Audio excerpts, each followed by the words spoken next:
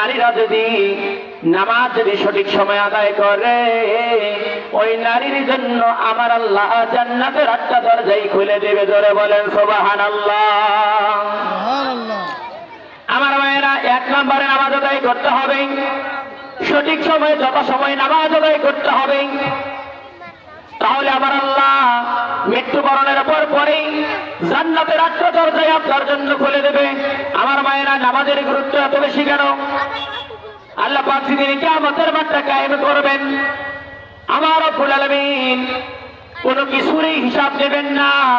সর্বপ্রথম রব্বুল আলামিন যেই হিসাবটাই নেবেন, সেই হিসাবটাই হচ্ছে নামাজের হিসাব করা। বলেন ঠিক না বেঠিক? আমার ভাইয়েরা, সঠিক সময় নামাজ আদায় করতে হবে, কেননা নিশ্চয়ই নামাজ অশ্লীল ও খারাপ কাজটাকে বিরত রাখে। কথা বলেন ঠিক না বেঠিক? ইন্নাস সালাতা তানহা আনিল ফাহশাই ওয়াল মুনকার। আল্লাহু আকবার। আমার ভাইয়েরা, নামাজ অশ্লীল ও গর্হিত কাজটাকে একটি উদাহরণ দিলে আপনারা বুঝতে পারবেন। আমার মায়েরা, কিতাবের ঘটনা, এক যুবকের চোখের মধ্যে এক ইমামের স্ত্রী পড়ে গিয়েছে। ওই যুবক ওই নারীকে 4টি প্রশ্ন করেছে। 1 নম্বর প্রশ্ন হলো, ও মহিলা, তোমার স্বামীর সংসার ছেড়ে দিয়ে আমার কাছে আসতে হবে, নইলে আমার সাথে জিনায় লিপ্ত হতে হবে, নইলে আমাকে বিবাহ করতে হবে। 4 নম্বর, নইলে যে তোমার স্বামীকে হত্যা করে হলো আমি তোমাকে আমার কাছে নিয়ে নেব। আমার মায়েরা, নামাজ কিভাবে মানুষকে হেফাজত করে, একটা বারের জন্য গভীর কান লাগান। মায়েরা, এই যুবক 4টি প্রশ্ন করেছে। এক পর্যায়ে যুবক প্রশ্ন করে চলে গিয়েছে। মহিলা ঘরের ভিতরে দরজা বন্ধ করে এবারে অঝর না কান্নাকাটি করতেছে। ওই মহিলার স্বামী হুজুর মসজিদের মধ্যে নামাজ আদায় করতে গিয়েছে। ইশার নামাজ পড়ার পরে তাফসীর গ্রন্থকার বলেন যে নামাজ শেষ করার পরে বাড়িতে যখন ফিরলেন, ফেরার পরে দেখে যে বিবি অঝর নয় কাঁদতেছে। স্বামী জিজ্ঞাসা করেছে, বিবি রে, কি হয়েছে তোমার, বলো না বলো। স্ত্রী বলতেছে, স্বামী গো, তুমি নামাজে চলে গিয়েছ। এক পর্যায়ে এক যুবক আমার গৃহে প্রবেশ করেছিল, করার পরে আমার 4টি প্রশ্ন করেছিল। 1 নম্বর যুবকের প্রশ্ন, 1 নম্বরে আমার সঙ্গে জিনায় লিপ্ত হতে হবে, 2 নম্বরে আমাকে বিবাহ করতে হবে, 3 নম্বরে তোমার স্বামীর সংসার ছেড়ে দিয়ে আমার কাছে আসতে হবে, 4র্থ নম্বরে তোমার স্বামীকে হত্যা করে হলো আমি তোমাকে আমার কাছে আপন করে নেব। ও আমার স্বামী, এই 4টি প্রশ্ন যুবক আমাকে করেছে, কিন্তু আমি টেনশনের মধ্যে পড়ে গিয়েছি যে আমি একজন ইমানদার মহিলা, আমি কেমন করে জিনায় লিপ্ত হব?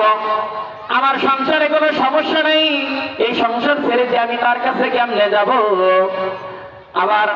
আবার আমার জন্য তোমাকে হত্যা করে হলো আমাকে তার কাছে নিয়ে নেবে, এমন প্রস্তাব করেছে আমাকে। আমি তো টেনশনের ভিতরে পড়ে গিয়েছি। এবার স্বামী বলেছে, স্ত্রী রে, টেনশন করো না, টেনশন করো না।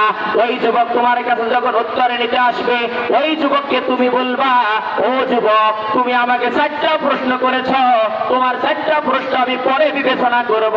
তোমার কাছে আমার একটি প্রস্তাব, সেই প্রস্তাবটা হলো এই যে, এ যুবক, আমার স্বামীর ইমামতিতে তোমাকে 40 দিন জামাতে নামাজ আদায় করতে হবে। যদি তুমি 40 দিন আমার স্বামীর পিছনে যদি জামাতে নামাজ আদায় করতে পারো, তাহলে আমি তোমার প্রশ্নটাই বিবেচনা করে পরে দেখো। বলেন আল্লাহু আকবার। আমার ভাইয়েরা, গভীর কান লাগান। আমার ভাইয়েরা, যারা পর্দার আড়াল থেকে শুনতেছেন, আমার ভাইয়েরা গভীর কান লাগান। নিশ্চয়ই নামাজ হেফাজত করে অশ্লীল কাজ থেকে, গর্হিত কাজ থেকে হেফাজত করে। কেমনে করে? এবার যুবককে এই প্রশ্নটা দিয়েই দিলেন। এবার যুবক মনে করলেন এর একটা ব্যাপার নাকি। এবার যুবক নামাজ পড়া শুরু করলেন। এক পর্যায়ে আমার ভাইয়েরা ইমামের পিছনে নামাজ আদায় করা শুরু করলেন। 1 দিন, 2 দিন, 3 দিন, 10 দিন, 20 দিন, 30 দিন, 35 দিন, 39 দিন, 40 দিন। তাফসীর গ্রন্থকার বলেন 39 দিন পেরিয়ে দিয়ে এবার 40 দিনকার মাথায় পড়বে। এমত অবস্থায় যুবক আর মসজিদ থেকে বাড়ায় না, ইমাম হুজুর আর জুম্মা থেকে মসজিদ থেকে বাড়ায় না। এক পর্যায়ে আমার ভাইয়েরা যুবকটি ওঠে না, ইমাম সাহেব ওঠে না। এবার দুইজনে টেনশনের মধ্যে পড়ে গিয়েছে। এবার ইমাম হুজুর টেনশনের মধ্যে পড়ে গিয়েছে, আজকে 40 দিনের মাথার মধ্যে যদি ফলাফল যদি না হয়ে যায় তাহলে আমার বিবির জন্য কি হয়ে যাবে। এবার যুবকটিও টেনশন করতেছে যে আমি কেমন খারাপ প্রশ্ন আমি করেছি এই ইমামের স্ত্রীকে। এক পর্যায়ে আমার ভাইয়েরা ওই যুবকটি ইমাম হুজুরের কাছে চলে গেলেন। যাওয়ার পরে এক পর্যায়ে চোখের পানি ছেড়ে দিয়ে ইমামের হাত ধরে বললেন, ও হুজুর, আপনি মনে কিছু নেবেন না, আজ থেকে নিয়ে 39 দিন আগে আমি আপনার বিবির গৃহের মধ্যে প্রবেশ করেছিলাম। আমি তাকে 4টি প্রশ্ন এমন নিকৃষ্ট এমন খারাপ প্রশ্ন করেছিলাম। হুজুর, আমি আপনার কাছেও ক্ষমা চাচ্ছি, আমি আল্লাহর কাছেও ক্ষমা চাচ্ছি। আপনি আপনার বিবিরে বলেন আপনার বিবি যেন আমাকে এই 4টা প্রশ্ন থেকে যেন কিয়ামতের দিন আল্লাহর দরবারে যেন আমাকে তার আসামির কাঠগড়ায় দাঁড়ানো করে। জোরে বলেন আল্লাহু আকবার। আমার ভাইয়েরা, এই জন্য রব্বুল আলামিন বলেন, ইন্নাস সালাতা তানহা আনিল ফাহশাই ওয়াল মুনকার, নিশ্চয়ই নামাজ অশ্লীল খারাপ কাজ থেকে বিরত রাখে। কথা বলেন ঠিক না বেঠিক? আমার ভাইয়েরা, শুধুমাত্র তাই নয়, যে ব্যক্তি নামাজ আদায় করবে সেই ব্যক্তি চুরি করতে পারে না। কথা বলেন ঠিক না বেঠিক? যে ব্যক্তি নামাজ আদায় করবে ওই ব্যক্তি কখনো ডাকাতি করতে পারে না। যে ব্যক্তি নামাজ আদায় করবে ওই ব্যক্তি কখনো বিধবার টাকা খাইতে পারে না। যে ব্যক্তি নামাজ আদায় করবে ওই ব্যক্তি কখনো দুবার ভাতা ইতিম মিসকিনের সম্পদ কলমের ঘুদায় খাইতে পারে না। কথা বলেন ঠিক না বেঠিক? আমার মেয়েরা, আর লম্বা করতে গেলাম না, এবারে আসেন 2 নম্বর। 1 নম্বর বুঝালাম 4টি কাজ করলে নারীদের জন্য জান্নাতের 8টা দরজা আমার আল্লাহ খুলে দেবে। 1 নম্বরে নামাজ, 2 নম্বরে রোজা।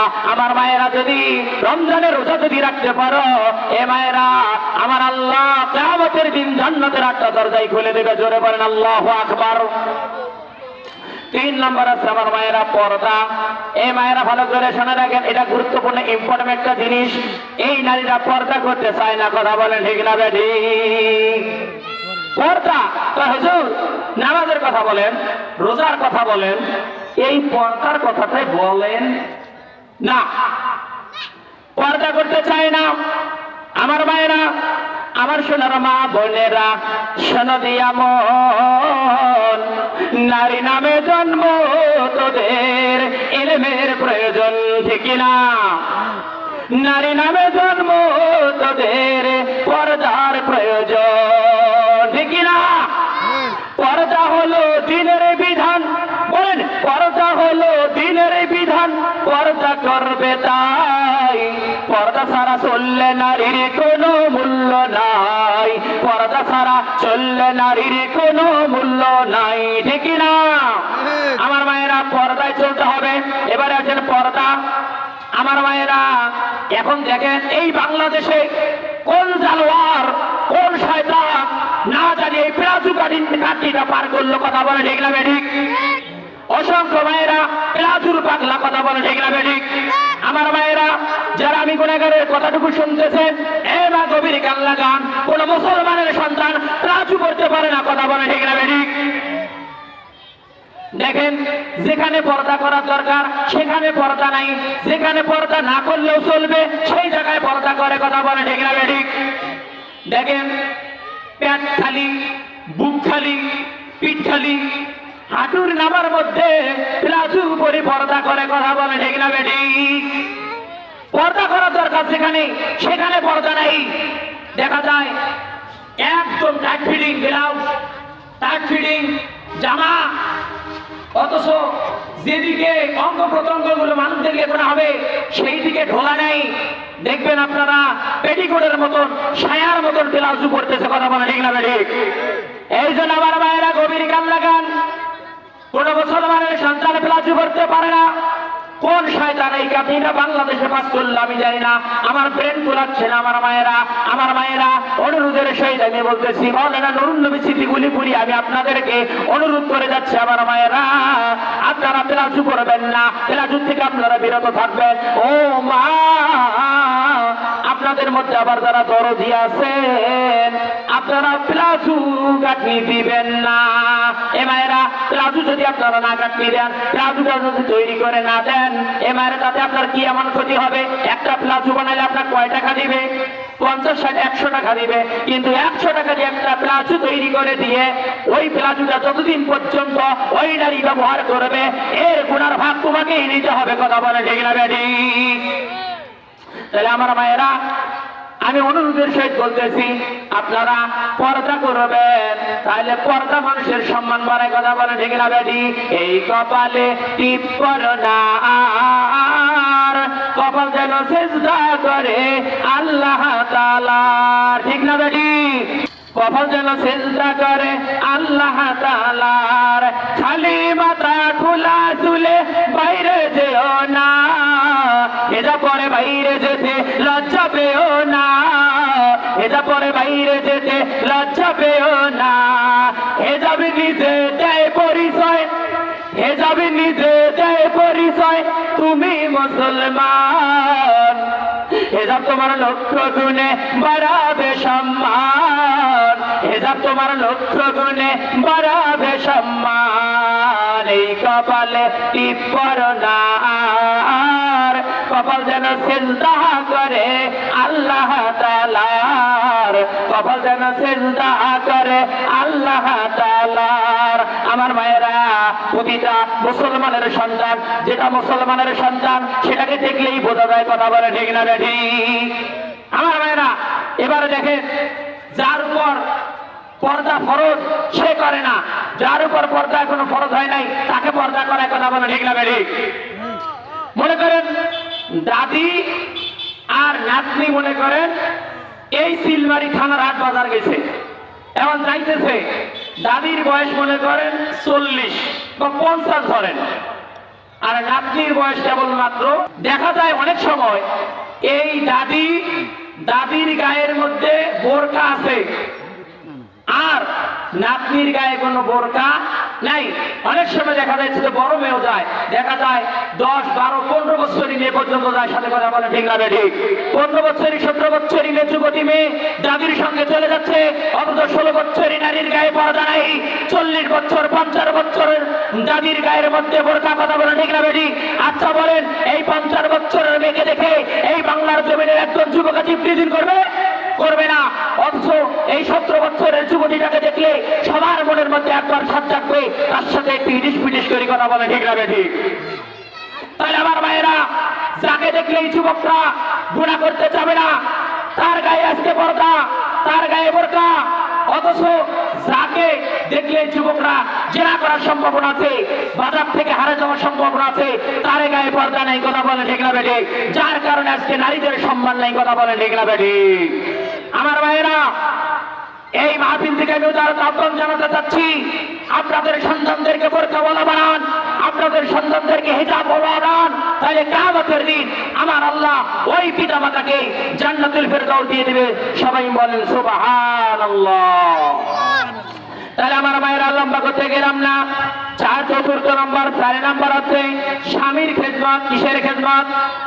স্বামীর খেদমত করতে হবে। এ মায়েরা, যদি স্বামীর খেদমত যদি আদায়, যদি স্বামীর খেদমত যদি করো, আমার মায়েরা, আমার আল্লাহ কিয়ামতের দিন তোমার সম্মানে, স্বামীকে সম্মান করার কারণে, স্বামীর খেদমত করার কারণে আমার আল্লাহ জান্নাতের 8টা দরজা আপনার জন্য খুলে দেবে। জোরে বলেন সুবহানাল্লাহ। এবারে আসেন আমার মায়েরা, এবারে আসেন স্বামীর খেদমত করতে হবে।